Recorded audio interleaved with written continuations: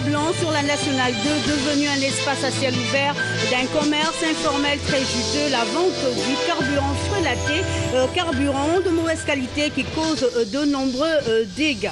Et puis, importante communication du secrétaire général adjoint de la primature dans le cadre du renouvellement des membres du Conseil économique et social pour la mandature 2012-2017. Dans le même ordre d'idée, les centrales syndicales gabonaises ont tenu un point de presse à leur siège, le compte rendu de Firmin Eric Mbadinga.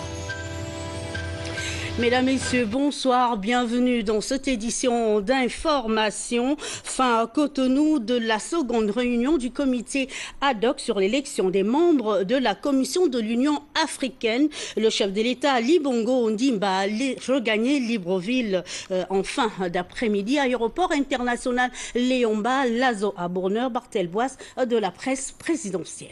La présence de l'avion transportant le chef de l'État sur le tarmac de l'aéroport Léomba de Libreville marque la fin de la seconde grande réunion du comité ad hoc sur l'élection des membres de la Commission de l'Union africaine. La rencontre de Cotonou, il faut le rappeler, a permis au comité des 8 chefs d'État de faire le point des consultations proposées aux présidents Ali Bongo Ondimba et Jacob Zuma le 17 mars dernier. Les deux leaders du Gabon et d'Afrique du Sud ont fait le compte-rendu de cette démarche à leur père du comité de 8. C'est fort des informations reçues que le comité ad hoc des 8 chefs d'État décide de rendre publiques leurs conclusions en juillet prochain à Lilongwe au Malawi. Un communiqué du ministre des Affaires étrangères sera publié dans les prochains jours. Comme à son départ, le chef de l'État, Ali Bongo Ondimba, a été salué par le Premier ministre Raymond Ndongsima et le secrétaire général de la présidence de la République, Lord Olga Ngonju, entouré de quelques membres du gouvernement. L'élection du président de l'Union africaine, de la Commission de l'Union africaine au centre des discussions. Une dizaine de chefs de l'État africains. Un conclave relatif à cette question vient de se tenir à Cotonou au Bénin. Parmi les leaders présents autour du docteur Thomas Boniyayi, le chef de l'État Ali Bongo Ondimba. Pour cette actualité, nous retrouvons Lazo Aborneur, Barthelbois de la presse présidentielle. À l'aéroport international Cardinal Bernardin Gandhi Gadjouen, il est exactement 9h45 lorsque le chef de l'État Ali Bongo Ondimba foule le sol béninois. Au bas de la passerelle, le Premier ministre du Bénin, Irénée Koukpaki, accompagné de quelques personnalités, notamment l'ambassadeur du Gabon au Bénin.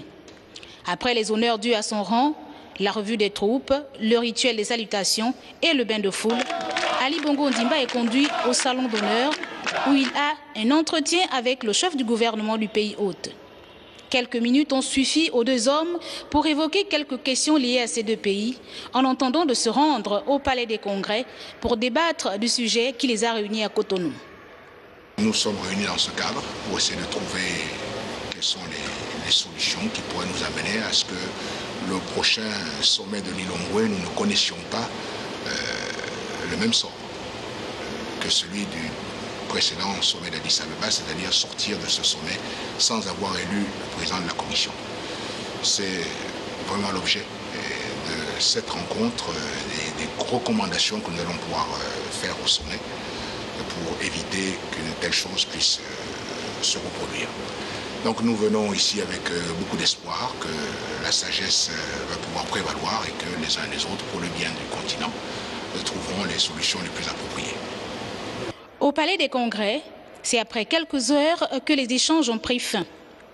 Un consensus a été trouvé, le dialogue et le sens de responsabilité ont pris le dessus, tel que l'avait souhaité Thomas Yaïboni, président en exercice de l'Union africaine, à l'entame des discussions pour le bon fonctionnement du continent. Les chefs d'État et de gouvernement et chefs de délégation ont pris note des résultats des consultations engagées depuis le 17 mars 2012, date à laquelle la première réunion s'était tenue, et où le président Ali Bongo Ondimba et le président Jacob Zuma avaient été mandatés pour des consultations dont ils devraient rendre compte aujourd'hui à la réunion. Le comité donc a pris note de ces comptes rendus et a décidé de poursuivre les consultations et d'organiser une dernière rencontre à la veille du sommet des chefs d'État et de gouvernement de l'Union africaine à Lilongwe, une autre rencontre pour faire le point et adopter son rapport final à présenter à la conférence des chefs d'État et de gouvernement. Les décisions retenues ont été adoptées par l'ensemble des participants en entendant les assises de juillet prochain à Lilongwe au Malawi. Merci à Elda Nelly Kumba pour toutes ces précisions. L'actualité, c'est aussi ce point de presse animé ce matin par les ténors des centrales syndicales gabonaises. 3 questions pour interpeller le gouvernement sur l'élection du nouveau président du Conseil économique et social. Le compte rendu de Firmin Eric Mbadinga, Joseph Biyogui. La Fédération syndicale gabonaise est inquiète de la tenue de l'élection prochaine du président du Conseil économique et social. Leur inquiétude repose sur 3 faits que ces syndicalistes ont exposés lors de ce point de presse. Mesdames et messieurs, à la suite du communiqué paru dans le journal L'Union du lundi 7 mai 2012, syndical ci-après, COSIGA, UTG, CDSL, FSL, s'interroge sur un certain nombre de points. Le communiqué exige que les candidats se prémunissent des habilitations, mais il ne précise pas auprès de qui les centrales les obtiendront. 2. Ce même communiqué fait obligation aux centrales syndicales d'apporter la preuve qu'elles disposent d'un siège et d'un compte bancaire, alors que toutes les préoccupations citées ont été déjà prises en compte par le ministère du Travail. 3. La primature estime que du 21 au 23 mai 2012, la liste des candidats retenus sera affichée. Cependant, elle ne donne aucune indication sur les critères objectifs qui militeront à la détermination de ces candidats. Le but de cette interpellation n'est pas de mettre le feu aux poudres, affirme la COSIGA, mais plutôt de faciliter la tenue du processus qui élira le président du Conseil économique et social dans la transparence totale, un poste vacant depuis le mois de février. Le gouvernement de la République n'a pas attendu ce point de presse pour réagir sur la question à travers cette communication du secrétaire général adjoint de la primature. Il nous édifie sur le renouvellement des membres du Conseil économique et social pour la mandature 2012-2017. Nous écoutons Monsieur Alexandre Ongoto Mbachi, les propos recueillis par Alain Sergeyen et Charles Oganda de la presse de la primature. Conformément au communiqué de presse de Monsieur le Premier ministre, chef du gouvernement, paru dans les colonnes des quotidiens L'Union et Gabon Matin en date du mardi 8 mai courant, le comité d'organisation mis en place a l'honneur de rappeler que le processus électoral pour le renouvellement des membres du Conseil économique et social a débuté comme annoncé ce lundi 14 mai et connaîtra son épilogue le samedi 26 mai 2012.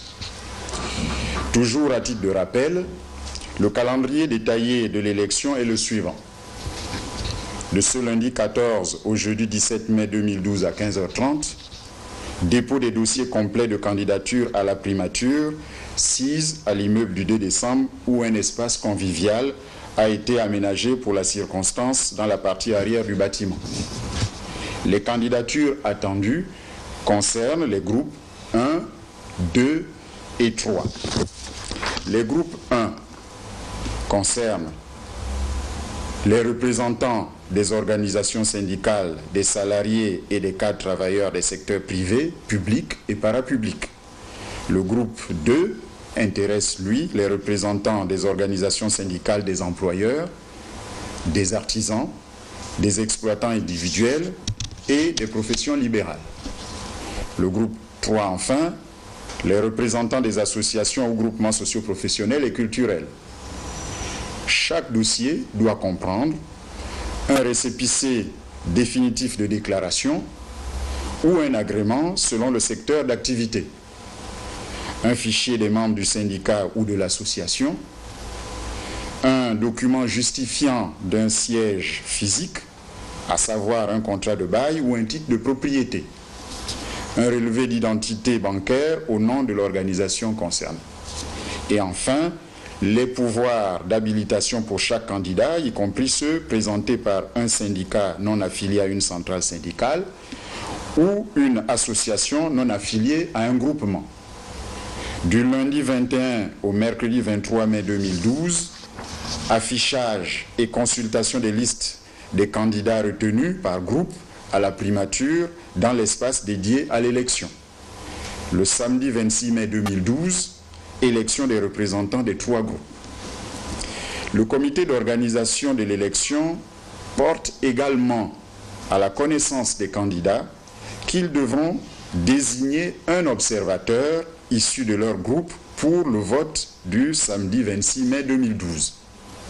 Je rappelle également à tous les candidats qu'il s'agit d'une nouvelle élection et qu'à ce titre, de nouveaux dossiers doivent être produits même par ceux dont les dossiers avaient été retenus lors de la précédente élection. Par ailleurs, pour toute information ou précision complémentaire, le QG permanent répond au téléphone numéro 20 27 42. Je vous remercie. Le Gabon, à l'instar de la communauté internationale, célèbre demain mardi 15 mai la journée mondiale des familles. Sur le plan local, les manifestations sont prévues à Libreville et à Gamba dans l'immédiat. Je vous propose de suivre un extrait du discours circonstanciel qui a été prononcé par Honorine Zebitege, ministre gabonais de la Famille. Depuis fort longtemps, la famille est considérée dans toutes les civilisations comme un lieu privilégié dans lequel chaque individu acquiert les outils de socialisation qui seront plus tard complétés par d'autres compétences à même de lui permettre de marquer en milieu familial et professionnel son identifiable expression. À ce titre, la famille doit être le cadre propice à l'épanouissement de toutes ses composantes. Mais force est de constater que cette institution est de plus en plus menacée par divers fléaux aux origines endogènes et exogènes. À la fin de ce journal, nous vous proposerons l'intégralité de cette communication du ministre de la Famille. Et puis, venons-en à ce constat de Patrick Simangoy sur la Nationale 2. Il s'agit ici d'un commerce informel qui s'est déroulé sur ce taxe, la vente du carburant frelaté, un véritable danger pour les voitures qui consomment ce poison. Des mesures concrètes doivent être prises pour arrêter ce commerce. Sur les lieux, Patrick Simangoy, Arnaud Mengue, dans notre rédaction. Le commerce du carburant frelaté gagne du terrain sur la route nationale 2. L'activité s'exerce impunément au vu et au su de tous. Nos vendeurs de fortune, dont les centres d'approvisionnement ne sont pas connus, se livrent à cœur joie au mépris de la réglementation en vigueur et des effets induits sur le fonctionnement mécanique des véhicules. Nous on voit que le carburant, mais nous on sait que c'est pas bon quand tu as des problèmes. C'est là où tu sais que là, le carburant que j'ai pris là n'est plus bon. Peut-être si tu en tombes, après avoir pris ce carburant-là, tu n'arrives pas ici à Libreville. Au lieu que la voiture s'attire normalement comme c'était, ça commence à donner des à-coups. À partir de là, tu sais que donc le carburant que je viens de prendre là n'est pas bon. Ils se sont installés à leur gré aux abords de la route, usant des matériels dont seuls eux détiennent le secret. Ce carburant, il y a parfois les gens qui veulent en avoir beaucoup de carburant, puisqu'ils savent que le pétrole coûte un peu plus cher. Normalement, si tu gaspilles le carburant sur la vente brute, c'est les gens qui veulent en avoir une grande quantité, ils font le mélange entre le gasoil et le pétrole. Puisque le pétrole coûte excessivement moins cher, et le gasoil est plus cher que le pétrole. Donc, si quelqu'un a un fil de gasoil, et il prend un fil d'essence, vous voyez, il prend un fil d'essence et demi, il mélange le gasoil pour qu'il a la grande quantité. L'heure est grave, comme on le voit. Tous les services compétents doivent se lever et agir comme un seul homme. En mission à OIM, le directeur général du Centre de développement des entreprises a fait le constat amer avant d'aborder cette question du commerce du carburant frélaté au cours d'une réunion avec les opérateurs économiques du Walentem. Le Gabon n'est pas une poubelle et ne sera pas une poubelle. Il faudrait que nous prenions nos responsabilités. Je l'ai constaté. D'Untoum à Oyem, vous avez des stations de fortune qui vendent le carburant frélaté. Et qu'est-ce qu'il faut faire? Mais nous devrions prendre nos responsabilités. C'est-à-dire procéder à la fermeture de ces stations pirates. Toute activité à caractère lucratif est assujettie à la délivrance d'un agrément. Mais ceux qui vendent,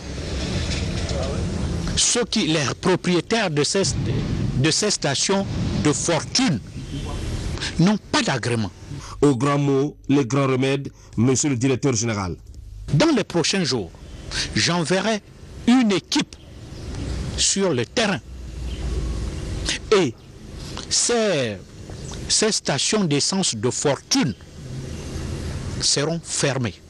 Aussi bien pour les stations d'essence de fortune que ce que vous appelez les pharmacies par terre. Mais une pharmacie n'est jamais par terre. Des mesures urgentes s'imposent afin de mettre un terme à ce commerce informel et sauver les automobilistes des éventuelles explosions des moteurs. La vie des passagers en dépend. Plus qu'hier, les contrevenants doivent être sanctionnés. Dans le reste de l'actualité, le groupe Bolloré Gabon célèbre et honore ses agents à travers une cérémonie de remise de médailles rehaussée par la présence de plusieurs personnalités. Le récit de Jean-Augustin Nzengue. Le travail, la rigueur, l'humilité et le sacrifice sont payés pour les 49 agents des entités du groupe Bolloré de Libreville et de Port-Gentil qui ont reçu leur médaille du travail au cours d'une cérémonie rehaussée par la présence de plusieurs responsables politico-administratifs. Moment qui traduit la reconnaissance évidente du groupe Bolloré envers ses employés. Encore pour nous, aujourd'hui, un agréable devoir et un réel plaisir d'organiser au cours de cette année 2012 la traditionnelle cérémonie de décoration et de remise de cadeaux en l'honneur de nos 49 collaborateurs. Par cette tradition, nous souhaitons exprimer à nos collaborateurs les intentions légitimes qui nous animent et qui constituent également des signaux forts de la reconnaissance évidente que nous avons toujours eue pour ces derniers. M'adressant maintenant au futur de ces pionnières, je tiens à vous féliciter et à vous remercier pour votre attachement à l'entreprise. Je suis certain que vos exemples pourraient servir aux générations montantes. Quant à ceux qui sont appelés à faire valoir leur droit à la retraite, permettez-moi, au nom de la direction générale et de la présidence du groupe, de vous exprimer toute notre gratitude et notre reconnaissance pour votre travail et votre fidélité à l'entreprise. En lieu et place du ministre en charge de l'emploi, c'est le secrétaire général adjoint du ministère qui a présidé la cérémonie. La médaille du travail est l'une des prestigieuses distinctions honorifiques. Elle est décernée par le président de la République, chef de l'État, son Excellence Ali Bongo Ondimba, aux travailleurs méritants.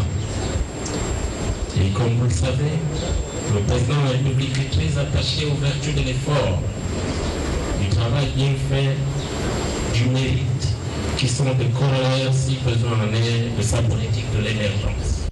Occasion également pour le groupe Bolloré d'honorer ses employés qui ont donné leur temps et leur énergie au groupe et qui vont désormais faire valoir leur droit à la retraite. J'ai commencé à travailler étant jeune. Aujourd'hui, malgré les difficultés, je suis très contente. La courtoisie n'est pas synonyme du mabolisme, mais une dose de sagesse. Donc je souhaite que cela fasse comme moi pour arriver jusqu'à ce point de réussite. Et puis, cet acte d'amour envers les orphelins de SOS Moana, par ce geste, l'association des jeunes d'Ovendo contribue un tant soit peu à l'amélioration des conditions de vie de ces jeunes orphelins qui vivent essentiellement de dons sur place. Yves Oyono, Marlise Mengue. La structure associative AJCO vient rendre une visite de courtoisie au Père Jean, responsable de SOS Moana. Nous le remercions qu'il continue de faire des gestes comme ça partout dans les Gabon. Il y a d'autres familles aussi qui n'ont pas les moyens de sortir comme ça. Donc, il faut les encourager, qu'ils doivent continuer à faire comme ça. Pour Onanga Jean-Christophe et les siens, cet acte est d'une symbolique particulière. Nous sommes venus à SOS Moana pour pouvoir remettre un don une cuvette Canal 7 avec le kit matériel complet. C'est pour qu'ils puissent se cultiver en regardant des émissions, suivre des dessins pour se distraire, pour ne pas divaguer à l'extérieur de la rue comme nous voyons des enfants. Nous voulons que chaque Gabonais ait un encadrement bien ferme. Les jeunes de l'AJCO sont venus donner à tous ces enfants la possibilité de s'instruire et de se distraire en recevant depuis SOS Moana des programmes ludiques par satellite, d'où ce kit comprenant une antenne parabolique. Et comme de tradition, à quelques semaines de la clôture de l'année académique, enseignants et parents se retrouvent pour faire le point. C'est le cas à l'école publique d'Akébé où se trouvaient Yves Oyono et Marlise Mengue de notre rédaction.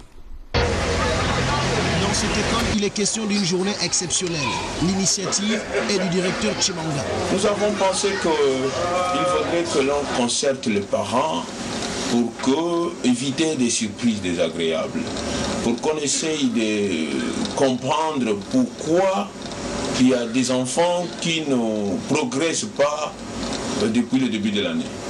C'est ce que nous sommes en train de faire. Nous allons recueillir des informations précises auprès des parents et je crois que les enseignants vont pouvoir s'en servir, certes, pour l'année prochaine, et les parents sauront exactement à quoi s'entendre à la fin de cette année scolaire et que le bulletin de leurs enfants ne leur surprendront pas. Cette journée pédagogique offre à ses élèves l'opportunité d'échanger avec leurs enseignants sur les sujets d'intérêt commun, notamment les cours, la pension et les enseignements. Ils ont des difficultés en lecture. Et vous savez qu'au CP2, un enfant ne peut pas aller au C1 si cet enfant ne lit pas bien. Au C1, on étudie les leçons. Au C1, il faut lire les problèmes. La majorité des problèmes se trouvent au niveau de la lecture. Cette rencontre, initiative de la direction, a été bien perçue par les parents. J'ai discuté avec l'enseignant sur son travail et je venais de me rendre compte, en fait, c'est un travail qu'on a déjà eu à faire avec la maîtresse. Je te remercie pour une première convocation. Il montre que le travail de l'élève n'est pas progressif, mais il est régressif. Et donc, je suis venu voir avec le maître comment faire pour qu'elle ait un travail progressif. À la fin de cette journée de réflexion pédagogique, le directeur a exhorté les parents à s'impliquer pleinement dans le suivi de la scolarité de leur progéniture. L'Union des écrivains gabonais, l'UDEG, a un nouveau président. Il s'agit de Jean-Éric Bécalé qui succède à Sylvie Ntsam. L'élection a eu lieu ce week-end au siège situé au quartier, lui en présence de Armel Baoulé-Bilougué. En déposant son tablier de présidente de l'Union des écrivains gabonais, Sylvie Ntsam, toujours engagée dans la promotion du livre gabonais, elle n'a pas manqué au cours de cette assemblée générale de dresser un bilan moral et financier des activités qu'elle a pu mener sur le terrain en matière de droits d'auteur et de la lutte engagée contre la piraterie du livre gabonais sur le marché. En 2009 déjà, nous avons porté plainte au commissariat central qui nous a envoyé au commissariat de Bellevue et les policiers sont descendus avec nous à la gare routière pour dénoncer le faux livre qui circule à Libreville. Aujourd'hui, il y a 5 Camerounais qui sont enfermés. La tâche n'a pas été facile pour cette femme. C'est tout de même un bilan positif qu'elle affiche aux yeux du monde littéraire.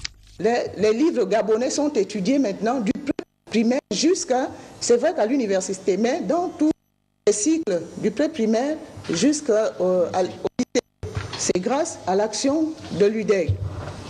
En 6 ans de règne au sein de l'UDEG, Sylvie Ntsam tourne sa page de l'histoire et selon les tests juridiques et les règlements intérieurs de l'UDEG, c'est la candidature unique de l'écrivain et diplomate Jean-Éric Bekali qui a été retenue par le comité sur la base de son projet ambitieux d'échange littéraire au niveau international. Alors, qu'est-ce que je propose de faire en tant que président, en tant que principal animateur de cette structure? Mais c'est tout à fait simple. Je reviens au statut. Les statuts vous déclinent les objectifs de l'UDEG, qui en fait, pour résumer, il s'agit de la promotion de la littérature gabonaise. La promotion, c'est quoi? C'est rendre la littérature gabonaise et ceux qui la font plus visible. À l'issue de cette élection, le président de l'UDEG, c'est désormais Jean-Éric Bekali. Il a été installé dans ses nouvelles fonctions par Justine Mintsa, membre d'honneur, qui lui a remis tous les pouvoirs de l'UDEG. Palable actuelle, la 4e édition de la revue de la Fondation Raponda Walker sur le marché gabonais du livre. La nouvelle publication qui a pour thème la justice a été présentée à l'assistance lors d'une cérémonie à l'Institut français de Libreville, au compte rendu de Charles Obando, Vincent Gabina de la TV2. C'est une compilation savante de plus de 300 pages abordant 12 sujets qui traitent fondamentalement d'un thème d'actualité. Il s'agit de la justice, une institution soumise à rude épreuve aujourd'hui au regard de la recrudescence des crimes rituels dans notre pays. Le professeur Guy Rossatambarino, dont la contribution dans cet ouvrage est des plus déterminantes, établit ici le pont avec ce phénomène macabre et s'explique amplement sur la question. Pourquoi ceci a lieu? Ceci a lieu parce que c'est souché sur une vision du monde, sur nos mentalités, sur notre culture, sur notre façon de concevoir le monde et la vie. Donc, le jour où les Gabonais cesseront d'être les Bantous qu'ils sont, c'est-à-dire croyant en un système régulé d'énergie qui va de l'être humain pour descendre vers les animaux, etc., et que lorsque j'ajoute la même société cessera de croire que le travail ne sert à rien et qu'on peut arriver à tout pour peu qu'on fasse alliance avec telle ou telle force à laquelle on offrira par exemple telle ou telle partie d'un organe humain, ce jour-là, il n'y aura plus de crimes rituels. Mais tant que les auteurs et les victimes partageront une même façon de penser qui est que le fait de prendre ceci apporte tel résultat, ça va être difficile. Des points de vue croisés de toutes les disciplines académiques débordant largement le droit pur pour emprunter aux conceptions anthropologiques, littéraires, politiques et historiques, intégrant le Gabon, le reste du monde, est susceptible d'éclairer davantage la lanterne des jurisconsultes et autres praticiens chargés de l'administration de la justice ici et partout en Afrique et pourquoi pas à travers le monde. Les crimes rituels qui, comme la sorcellerie, posent une problématique d'application du droit moderne face aux phénomènes traditionnels. Sujet d'actualité à ce sujet, nous écoutons une fois encore le professeur Guy Rossatambarino.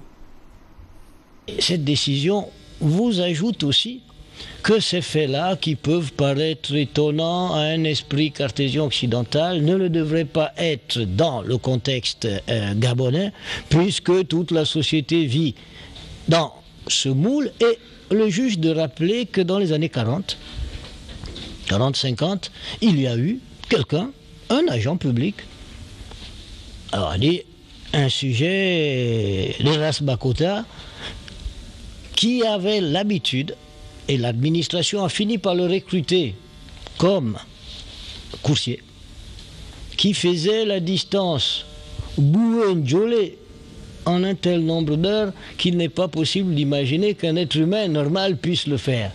Et c'est lui qui faisait le courrier entre ces villes. C'est bien la preuve Le juge sous-entend que ce monsieur, certainement, devait se transformer en oiseau une fois qu'il était parti de Boué ou Ndjolé pour arriver aussi vite.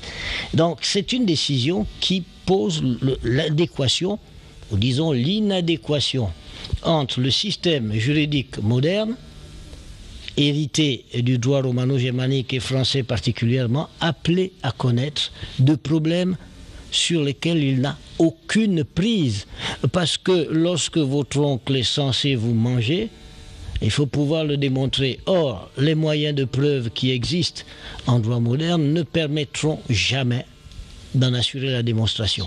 Et c'est cela qui fait en sorte que jusqu'à l'heure où nous parlons, il existe encore des tribunaux coutumiers parce que le juge moderne est incapable et il n'a pas reçu les outils pour ça.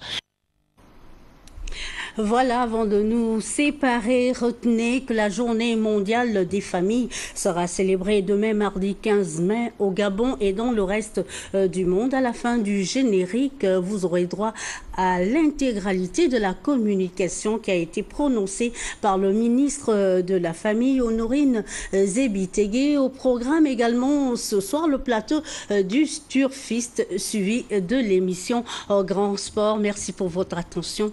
À demain à 20h.